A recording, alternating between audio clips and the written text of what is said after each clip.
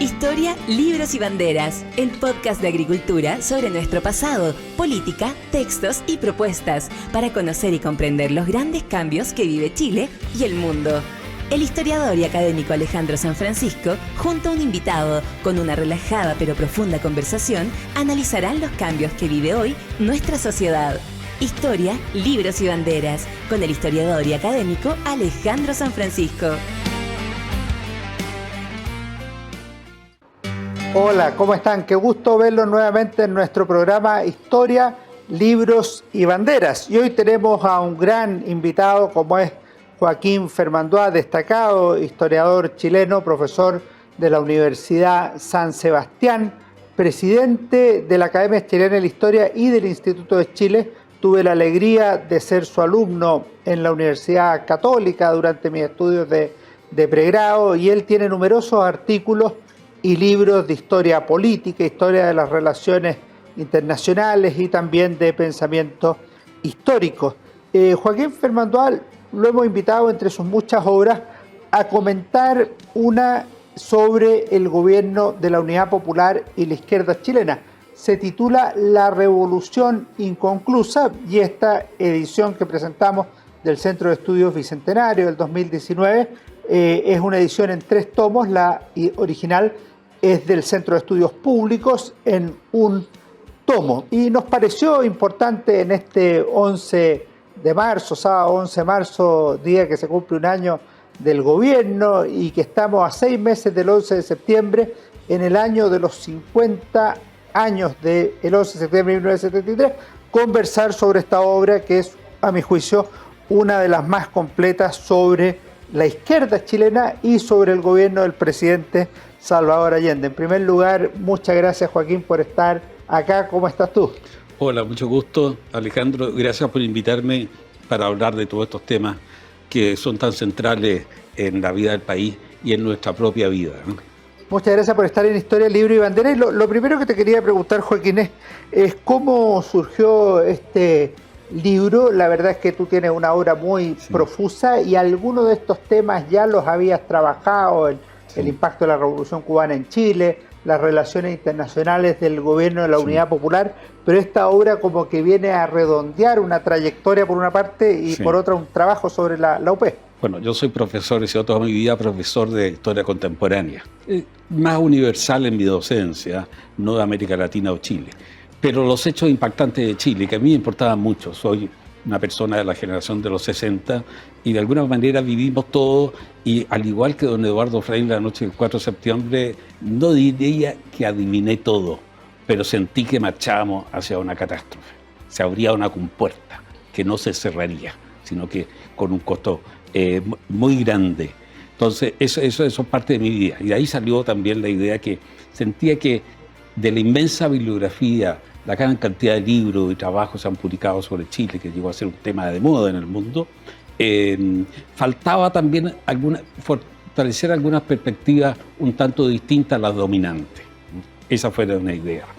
Después, hacia el año 9-10 del siglo XXI, Arturo Fontaine me sugirió la idea de escribir un libro cuando sobre la Unidad Popular, cuando él era director del Centro de Estudios Públicos y que estaban interesados ellos y después se vio que eran los 40 años también en que eso ayudaba, pero escribir rápidamente una historia general de la Unidad Popular, porque primero hubo mucha historia en los 70 y comienzo de los 80, pero después pasaron a ser, como es lógico, entre otras cosas, obras más monográficas, estudios más especializados.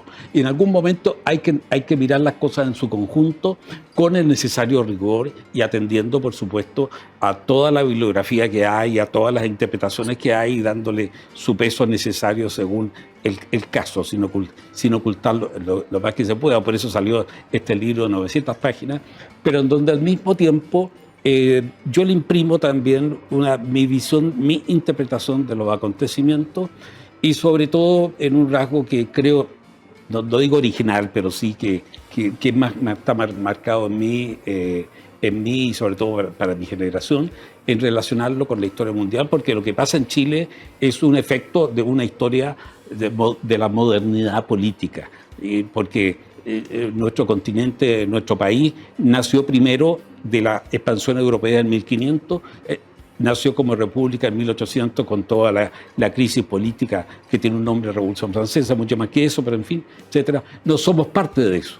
Y las ideologías del siglo XX que llevaron sobre todo a la Segunda Guerra Mundial, la Guerra Fría, tienen un impacto en Chile importante y de alguna manera son paralelas. Siempre digo, hubo comunismo y anticomunismo en Chile antes de la Revolución Rusa. Es un poco exagerado decirlo así, pero tiene un fondo de verdad. Entonces, esa es la idea, digamos, de hacer este libro, que sea una interpretación rigurosa, sin ocultar nada, pero que al mismo tiempo refleja una mirada algo diferente en muchos aspectos. En la primera parte tú vuelves sobre esa idea del mito o realidad del excepcionalismo chileno en cuanto a su democracia política. El tema lo trabaja después ampliamente en un excelente libro que es La democracia en Chile, la trayectoria de Sísifo, publicado por las ediciones UC.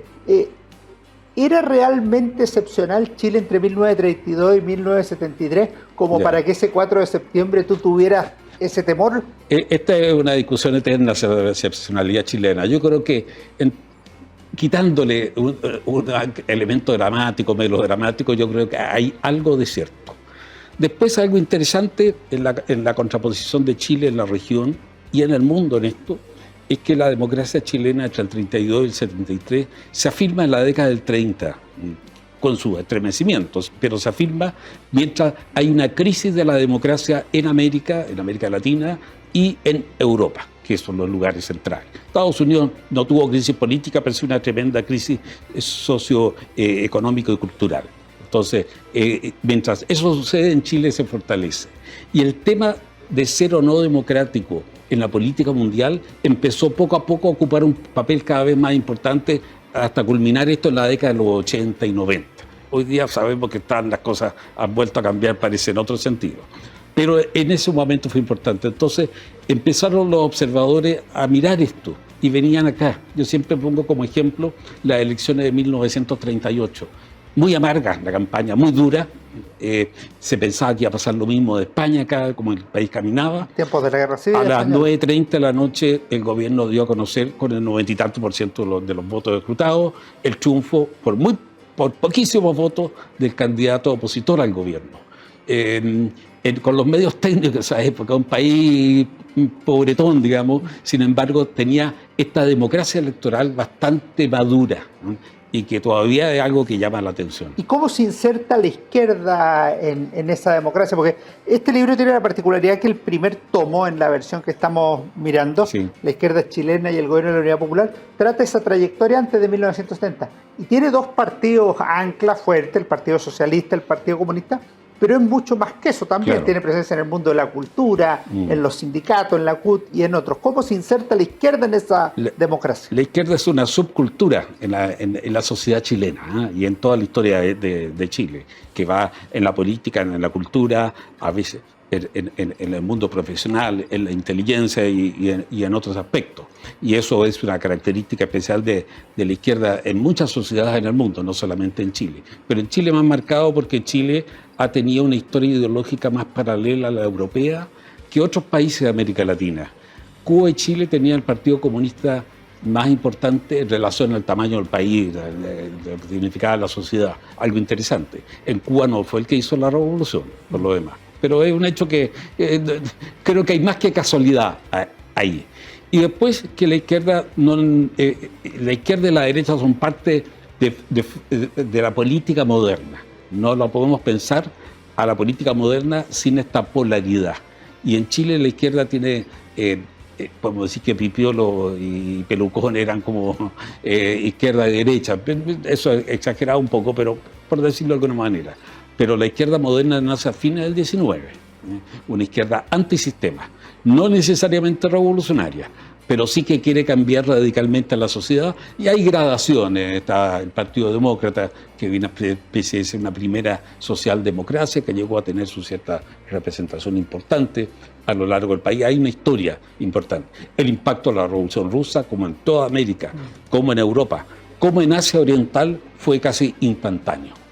Y el partido como más constituido, más antisistema, se transforma en el Partido Comunista, que es el fundado por el año 22 por Luis Emilio Recabarren y parte de la Tercera Internacional Comunista, siguiendo el modelo de la Revolución Rusa y del sistema bolchevique. Esa es una historia. Entonces, eso no surge en la década del 60 ni por la Revolución Cubana, es parte de la historia de Chile, una historia muy marcada por esta polaridad ideológica, algo que siempre además llamó la atención. En la década del 30 en Chile habían todo el arco político que hubo en Europa en la década del 30, desde nazi hasta comunista. Entre medio están... Similar a Francia, similar a España, similar claro, aunque en Chile el Frente Popular ganó gracias a los votos nazis. Pero, después de la matanza del seguro. Ahí está nuestro Chile, paradoja. La paradoja de nuestro Chile. Y Joaquín, ¿y cómo cabe aquí la figura de Salvador Allende? Porque Salvador Allende es más que el Partido Socialista, es más que el Partido Comunista, candidato del 52, el 58, el 64, y finalmente presidente de la República en 1970. Hay un allendismo, hay algo más que un mero socialista de candidato. Él era un político destacado, como tanto, empezó de joven en la década, fin de la década del 30, la década del 40, de más joven empezó, pero se empieza a destacar a fines de los 30, en los 40, pero el allendismo nace en los 50. La campaña electoral del presidencial del 52, Allende tiene un 5% de los votos, que son prácticamente los votos de los comunistas, pero lo hace ya conocido.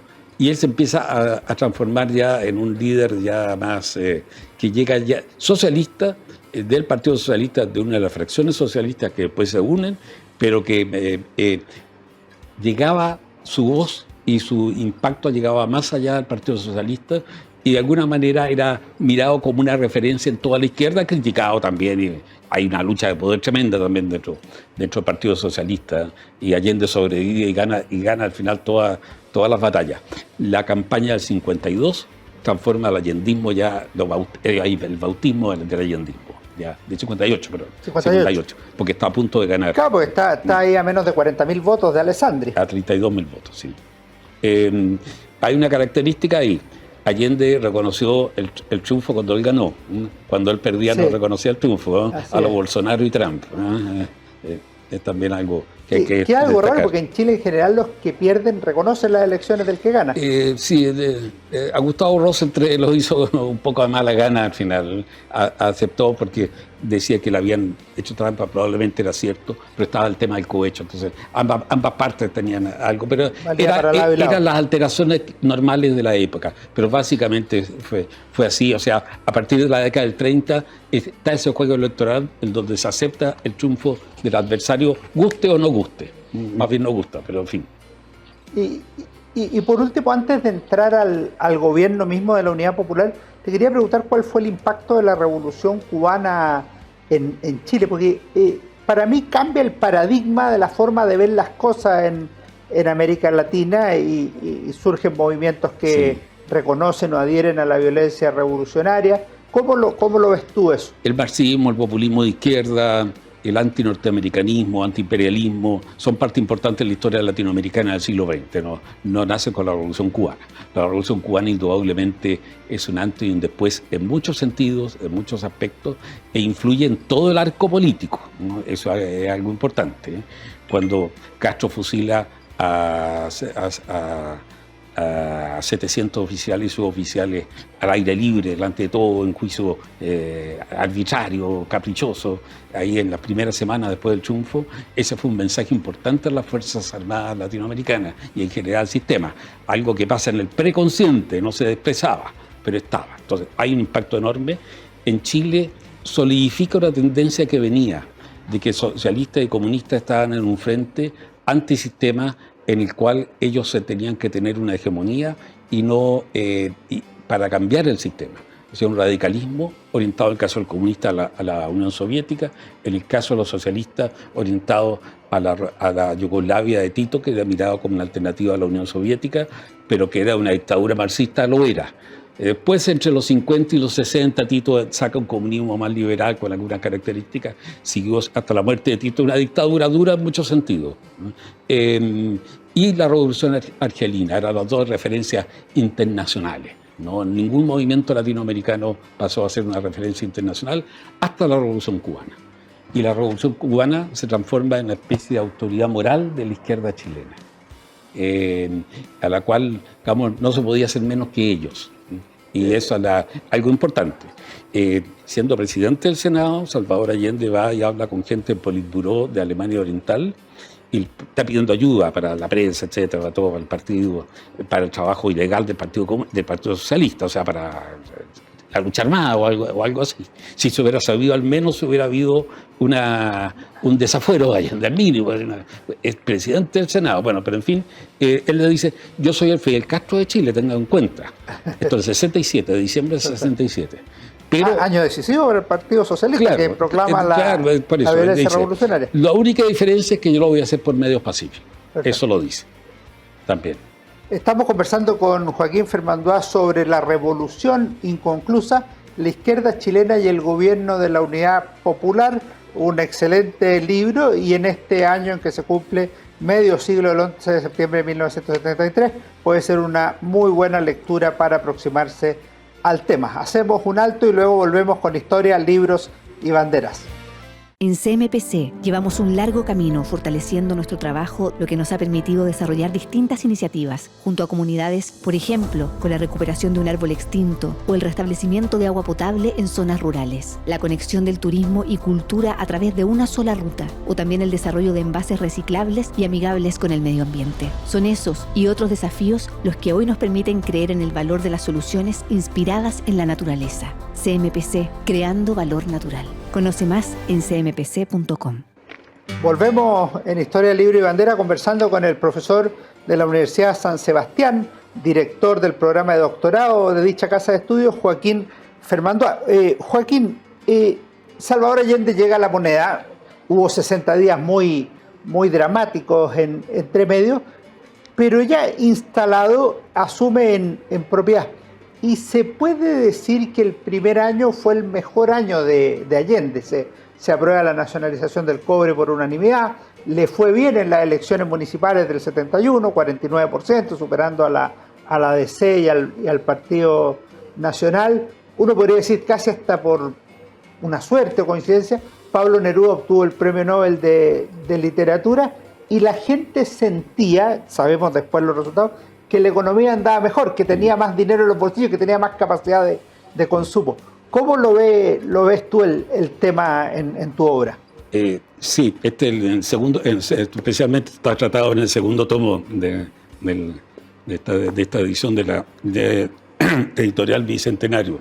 Efectivamente, parte con un enorme vuelo por una tensión mundial, por una especie de aturdimiento digamos, que ha completamente la oposición queda como paralogizada después especialmente la derecha, la democracia cristiana un poco menos, pero quedan paralogizadas ante el triunfo de la Unidad Popular y tienen problemas internos. La Unidad Popular en las elecciones de abril del 71 alcanzó con la alianza un grupo de izquierda que no estaba en la Unidad Popular, pero da lo mismo para el caso, al 51% de los votos. Si hubiera sido plebiscito, hubiera sido como el caso de Venezuela. Legalmente va cambiando el sistema, la Constitución, y el programa integral de la Unidad Popular tiene muchas más posibilidades de realizarse. Está la nacionalización del cobre. Sé que yo estoy en esto en la minoría, pero creo que no tuvo ninguna importancia ni era necesaria. Pero en fin, era un mito en Chile y no se podía evadir el tema. Por algo la oposición votó unánimemente para regalarse, no discutirle un tema que la población lo aceptaba. Entonces, y otro elemento. En lo económico, sí, pero es como si yo me gastara los primeros 5 días del mes todo mi sueldo, efectivamente diría, me va muy bien, pero ¿qué va a pasar al 6º día? Eso fue el tema de la Unidad Popular. Fue una revolución del consumo, sin una necesaria, con mucha nacionalización, sin un fondo expropiación, de productividad, claro, sin una organización ni siquiera de economía de comando, que es lo que le criticaban los soviéticos. Están todos los informes que ha traducido Olga Ulianova, que mostraban, mire, pero aquí no hay una economía dirigida, o sea, está nacionalizada, sí, pero sigue como, no está organizada. Ese era el tema. Y tipo a partir de mediados de agosto, septiembre, empiezan a mostrarse las señales de que hay un agotamiento. Comienza la inflación, que se va a ver más claramente al año siguiente, comienzan las primeras escaseces, comienza una crisis de balanza de pago, se cesan los pagos internos, la mayor parte de los pagos internos de la deuda externa, y comienza al mismo tiempo la polarización política interna, que estalla primero. Eso te iba a preguntar porque, con la venida de Fidel Castro. Eso te iba a preguntar precisamente, porque tú dices que en el primer año se pasa de la euforia inicial al comienzo de la polaridad hostil, sí, que es un concepto que tú introduces, en que efectivamente se inicia la movilización social. Y el hito es la visita de Fidel Castro. ¿Cómo se da eso? Sí, estaba armándose algo, indudablemente. La oposición había tenido un triunfo electoral pequeño, pero significativo en julio en Valparaíso. Estaba armándose como una oposición política y gremial. Pero la venida de Fidel Castro, si se hubiera quedado una semana, hubiera sido un éxito abrumador, porque realmente llamó la atención del país, llamó la atención mundial. Castro tiene muchas virtudes como orador, recorrió el país, pero se quedó 3 semanas, se enredó en las discusiones internas y la oposición aprovechó justamente lo hizo caer un poco en la trampa de las discusiones públicas. Y Castro, como buen tirano, no está acostumbrado a que en el lugar donde está lo critiquen, y empezó a caer en ese tema. Y es un hombre que puede decir chistes divertidos, pero que no le gusta el humor cuando es al revés. En democracia hay que aceptar que el mundo del humor se ría de nosotros. Justo o injusto es otra cosa, ¿no? Con el famoso caso de discusión sobre Kramer en Chile, en el Chile más actual. Pero hay que aceptarlo. Castro no lo aceptó. Y al mismo tiempo empezó a crearse una ira por esta penetración de Castro, un entusiasmo en la izquierda indudablemente. Ayudó a Allende a callar como a sus partidarios ultra que querían avanzar de una manera más radicalizada e inmediata, ¿no? Y a mantener una estrategia unida. Y hubo después una intervención cubana en que ayudaba a eso, pero la impresión de Castro era que Allende debía radicalizarse. Joaquín, ¿y puede haber ahí también un problema de horizonte de expectativa en relación a la oposición? En el sentido de decir, si esta izquierda chilena, socialista, comunista, mirista, el propio Allende en el Estadio Nacional, alaban tanto a este dictador cubano como el ejemplo revolucionario en América Latina, ¿no estaremos yendo en Chile para allá, aunque se haga en un sistema de transición más democrática? El temor de que fuera a ser un sistema marxista o comunista, como se decía más bien en la época, es más antiguo, ¿no? Lo que pasa es que con la venida de Castro eso se hizo más general, ¿no? Porque también en ese sentido habían como dos visiones que decían, bueno, este es un sistema comunista, y otros que decían, no, ¿hasta cuándo ese es un cuento? No, aquí se quieren ciertas reformas. Pero esa segunda visión se debilitó, y la venida de Fidel Castro fue indudablemente un golpe a eso, porque Castro representaba algo y se vio a la Unidad Popular como parte de ese juego que estaba con Castro. Además, yo creo que logra Castro una cosa que al menos antes no estaba clara, que es unificar a la oposición. O sea, en la práctica, la marcha, las cacerolas vacías, tiene algo de eso.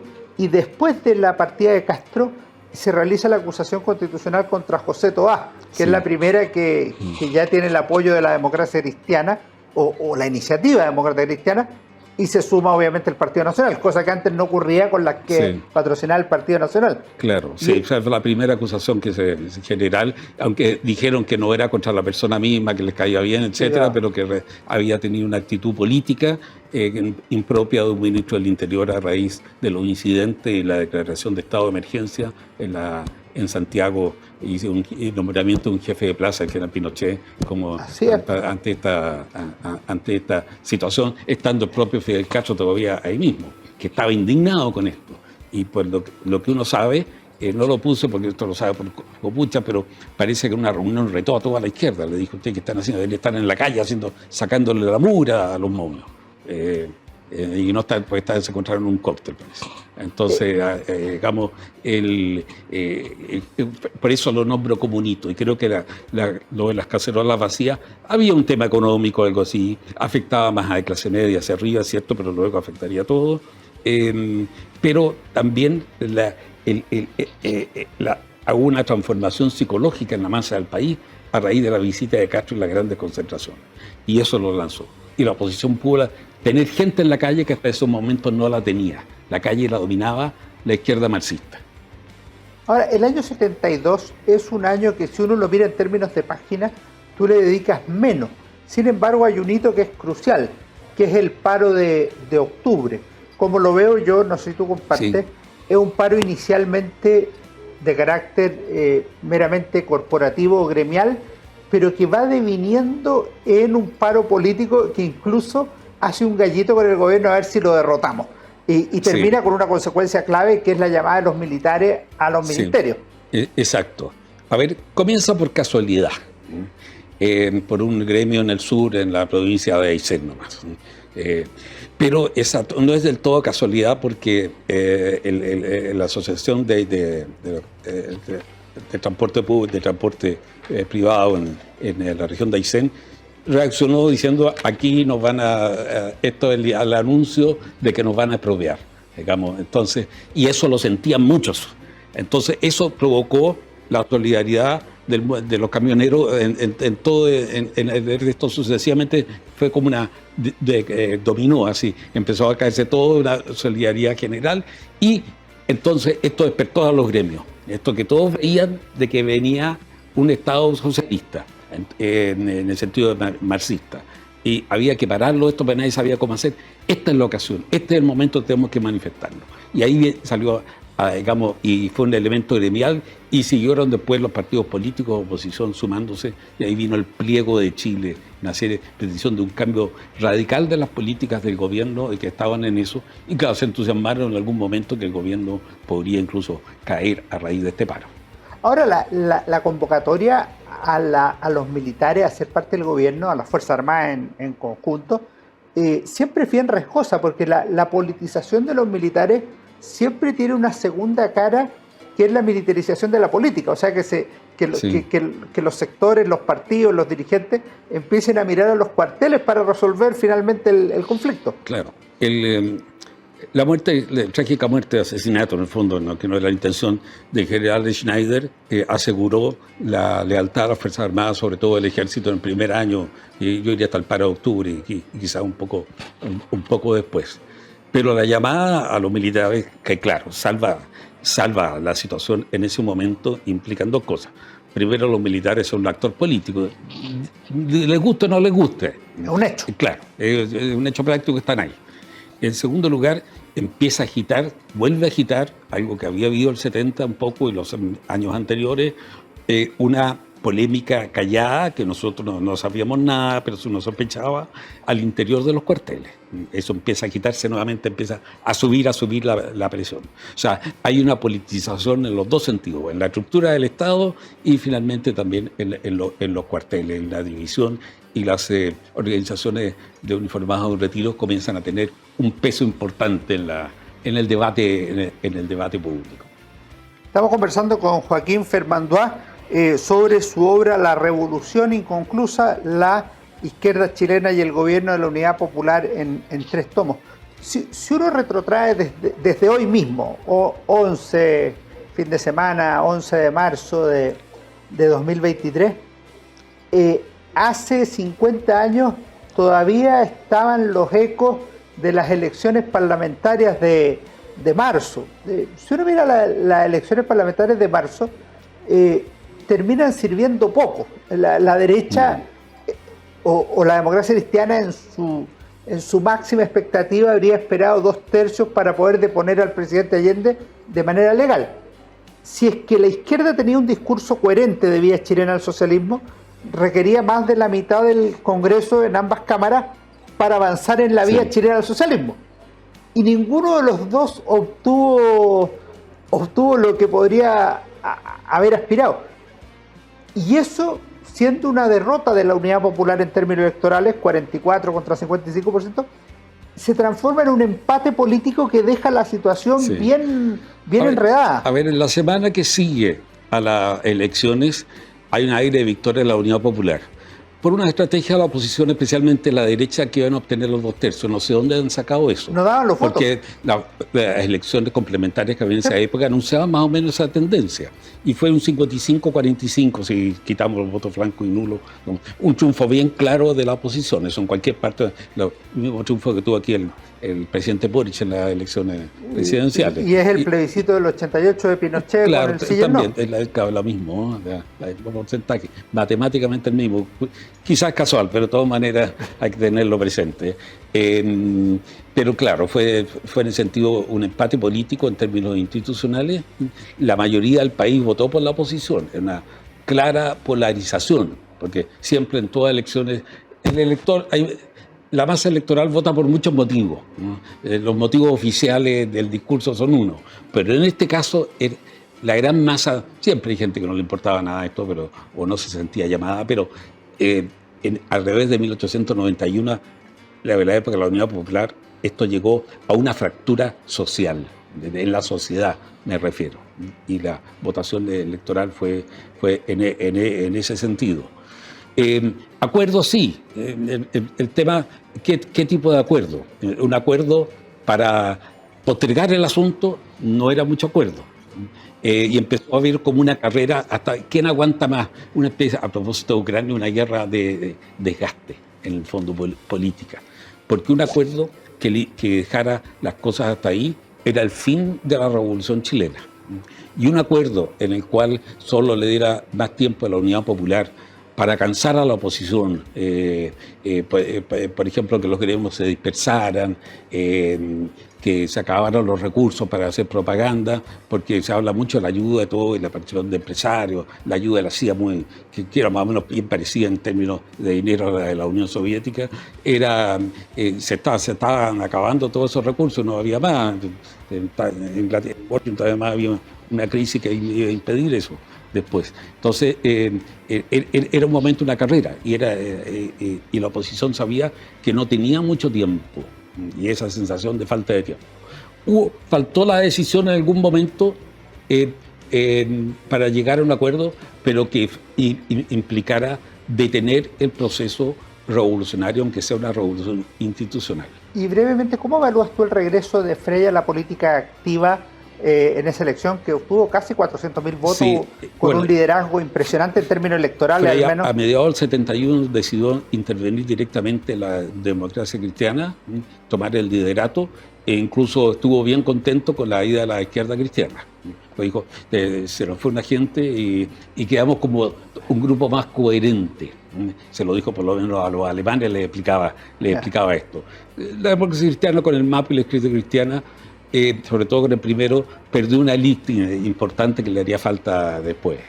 Pero Frey empieza a tomar cada vez más el liderato, hasta que tiene esa primera mayoría nacional lejos, el Senado por Santiago, en marzo del 73, y es presidente del Senado. Y en ese sentido aparecía como que tenía asegurado una especie de regreso. Estamos conversando con Joaquín Fermandoa y volvemos después de una pequeña pausa. Que estén muy bien, nos vemos en Historia, Libros y Banderas.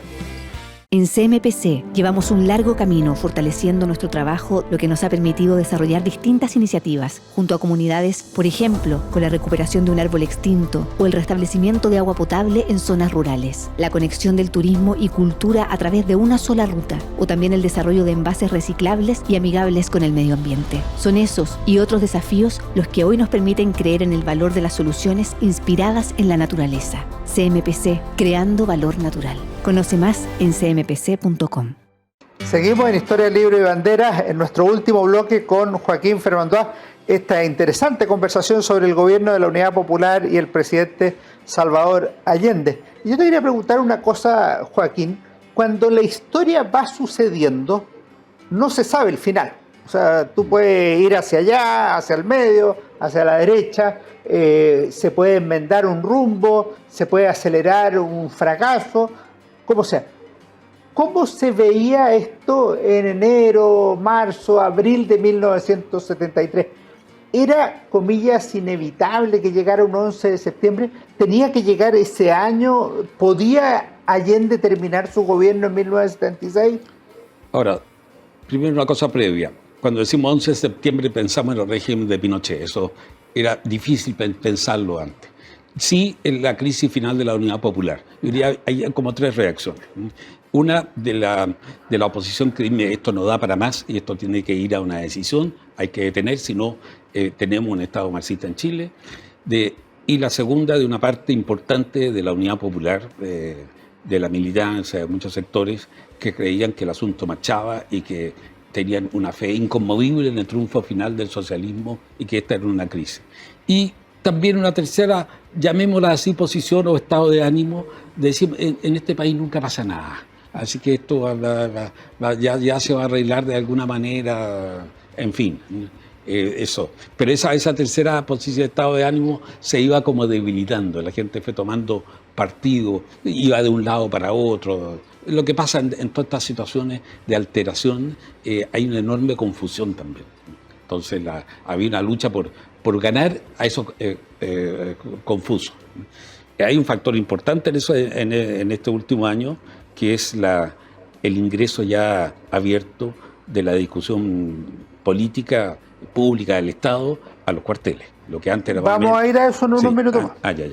Bien. Entonces, digamos, todo el Estado, claro, el verano el país estuvo en vacaciones hasta las elecciones, pero después empezó a hacerse más amargo por el tema económico, por el tema de la lucha diaria en la clase, en la calle. Hubo entre el paro de octubre, al fin del paro, y el 10 de septiembre hubo 37 muertos, una vez leí la estadística violenta en Chile por razones políticas. Al lado de lo que pasa en muchas partes del mundo no es nada, pero al lado de lo que es el ritmo en Chile era una enorme cantidad importante. Y muchos de ellos muertos por patrullas militares cuando había toque de queda, la gente no hacía caso, y el militar estaba enseñado que si alguien no para, tiene que dispararle. Entonces sucedieron muchas situaciones de ese tipo. Y también trifulcas de lucha entre grupos. Creo que el comandante Araya me da la impresión de que fue también una cosa casual de trifulca. Hasta el último ha muerto un camionero la tarde del 10 de septiembre que lo mataron cerca de Talca. Sí, antes de ir al tema de los uniformados, si uno mira lo que ocurre entre marzo y agosto, a mí me parece que al menos hay dos o tres cosas que son relevantes. Primero, existe la sensación más desarrollada en el Poder Judicial, en el Poder Legislativo y en la oposición política, de que se ha superado la legalidad, o sea, de que el gobierno ha violado la Constitución y las leyes.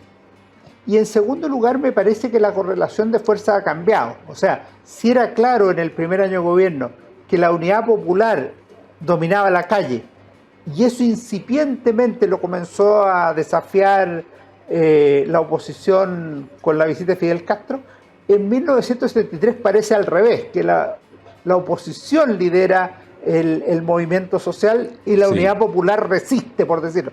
Y en ese sentido, el paro de los obreros del Teniente, por ejemplo, es muy ilustrativo. ¿Cómo ves tú esos últimos meses de la Unidad Popular? Sí, una mayor movilización de la oposición, pero también momentos de desesperanza en la oposición. Yo creo que hay cambios. ¿Por qué habría desesperanza, por ejemplo? Porque veían que no caía o que no había un cambio radical.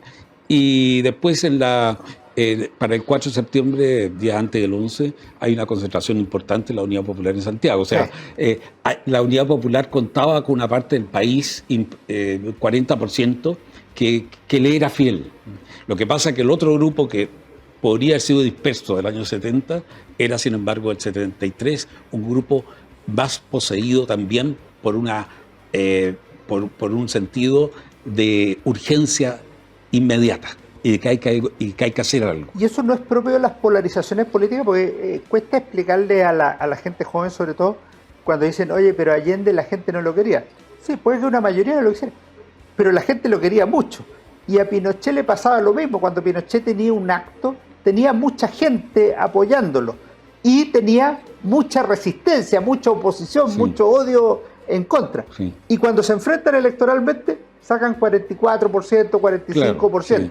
En cambio, hoy día, para un gobierno, movilizar 300.000 personas es prácticamente imposible. Sí, y para la oposición también. Es que, Alejandro, en las épocas normales pasa eso, son de ese tipo. Hay un desinterés en lo público y que eso ayuda a erosionar. Y en las épocas anormales hay un enorme interés, pero que también erosiona a las instituciones porque le lleva un frenesí a la situación y la creencia de que se está ante situaciones de vida o muerte, a veces real, a veces irreal. Eso es lo que la ética, la responsabilidad debe evaluar. Es el gran estadista el que evalúa eso. Eso es...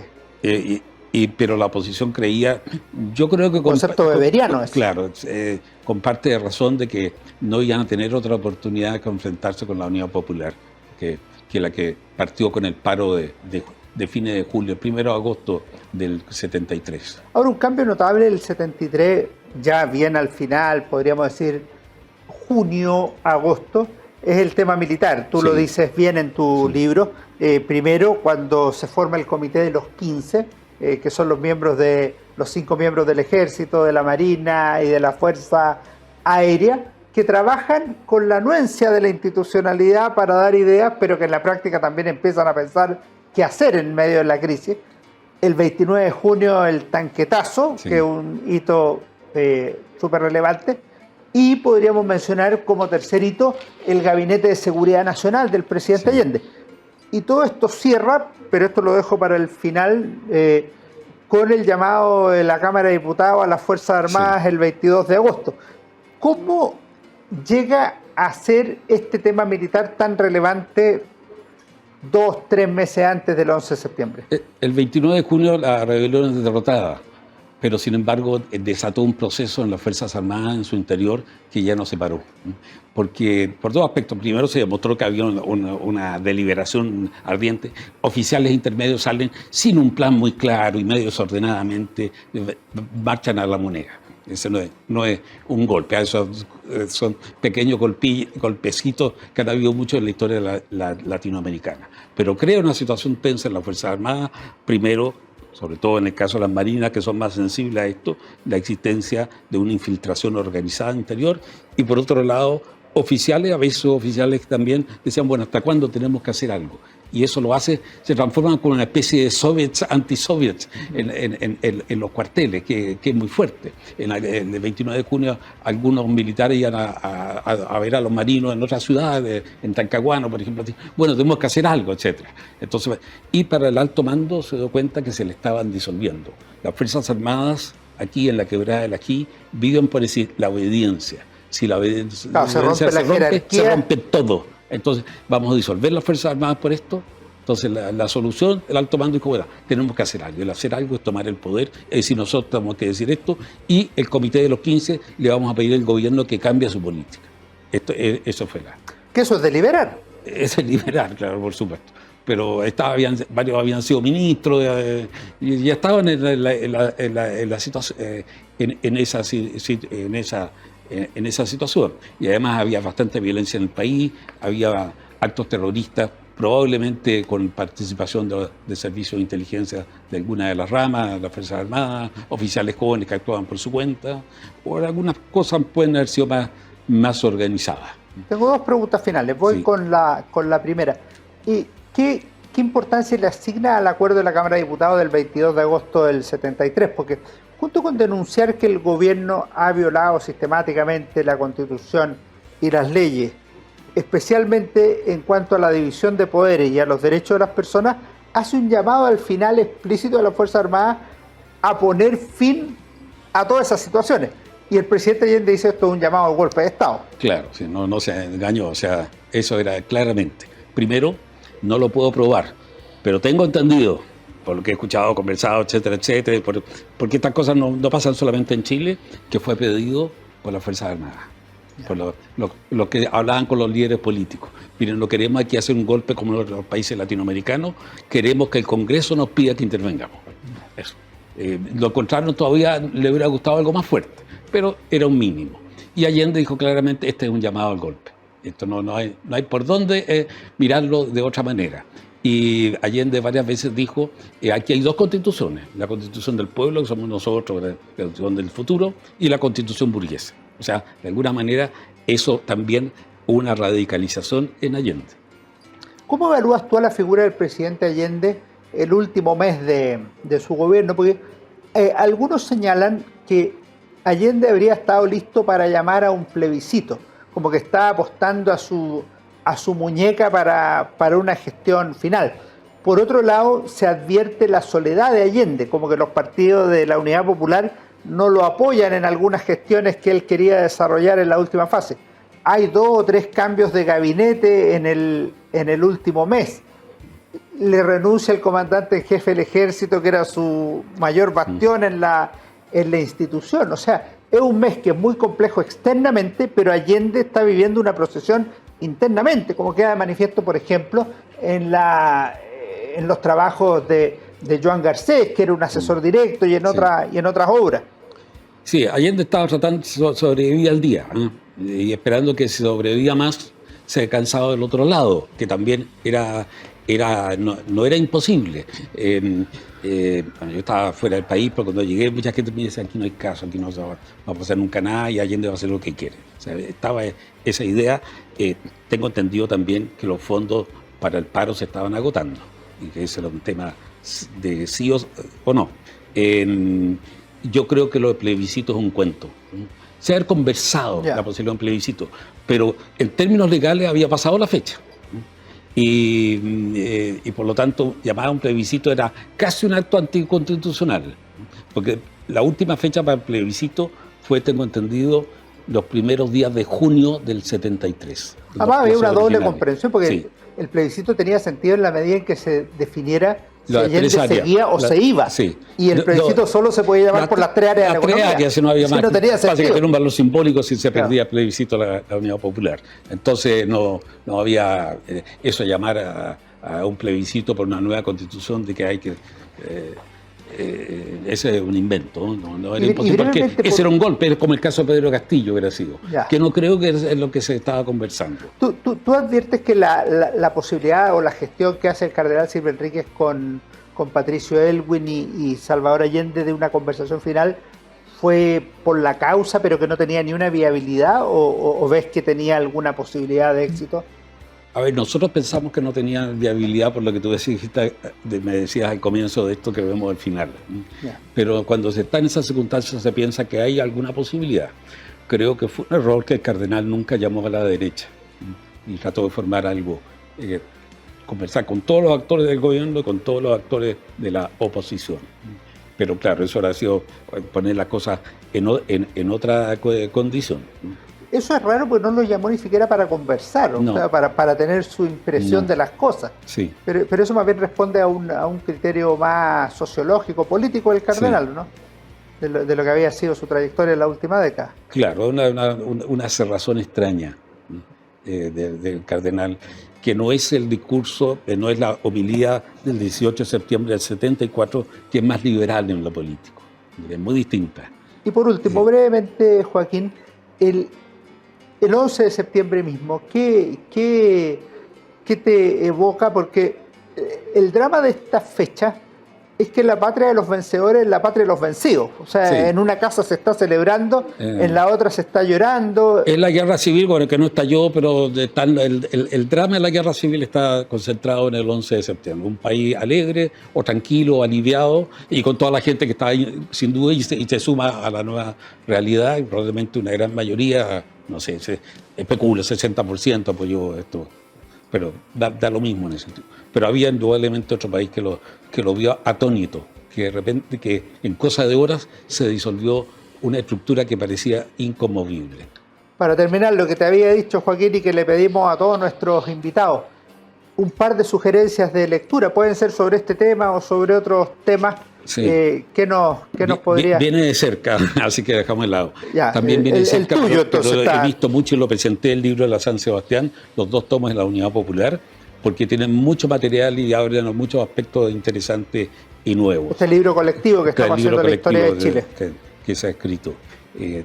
Dan como 10 tomos en general, pero son 2 tomos de la Unidad Popular. Perfecto. Y después, diría, el libro de Sergio Vitar.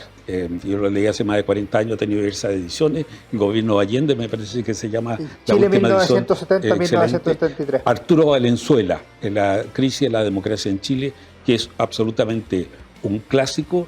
Yo diría el primer capítulo del libro de Tomás Mulián, el famoso libro El Chile actual, anatomía de un mito. Lo explica de manera concisa, de un punto de vista de la izquierda, pero no un punto de vista partidista, sino un punto de vista intelectualmente interesante, agudo, ese tema. Para algo de época, se sale un poco, pero que da también muchas pistas. Un clásico, para mí es lo mejor de Jorge Edwards, Persona non grata. Perfecto. Muchas gracias, Joaquín, por habernos acompañado en Historia, Libros y Banderas, y deseamos que esté muy activo este año en los 50 años del 11 de septiembre del 73. Así será. Gracias. Nos vemos entonces en nuestro próximo Historia, Libro y Bandera, y que estén muy bien todos ustedes. Espero que hayan disfrutado. Nos vemos. Hola, ¿cómo están? Soy Alejandro San Francisco y en Historia, Libros y Banderas esta semana, 11 de marzo de 2023, vamos a recomendar el libro de Gonzalo Vial, Historia de Chile 1891-1973. Este es el volumen 1, tomo 1, La sociedad chilena en el cambio de siglo. Es un libro muy interesante, muy bien escrito, además en el cual Gonzalo Vial plantea la tesis de los 3 consensos básicos que existían en Chile: el doctrinario, el catolicismo de raíz hispánica, el social y el consenso político. Y el historiador ya fallecido sostiene que para el centenario, para 1910, ya nada nos unía como país. Y esto cobra relevancia porque, como la historia quería llegar hasta 1973, la crisis de 1963 la interpreta Gonzalo Vial también en la misma línea, es decir, la incapacidad que tuvo Chile de construir consensos básicos para tener una estabilidad institucional, social, política como nación. Esta semana nuestra recomendación en Historia, Libros y Banderas: Gonzalo Vial, Historia de Chile 1891-1973, volumen 1, tomo 1. Nos vemos. Fue Historia, Libros y Banderas con Alejandro San Francisco.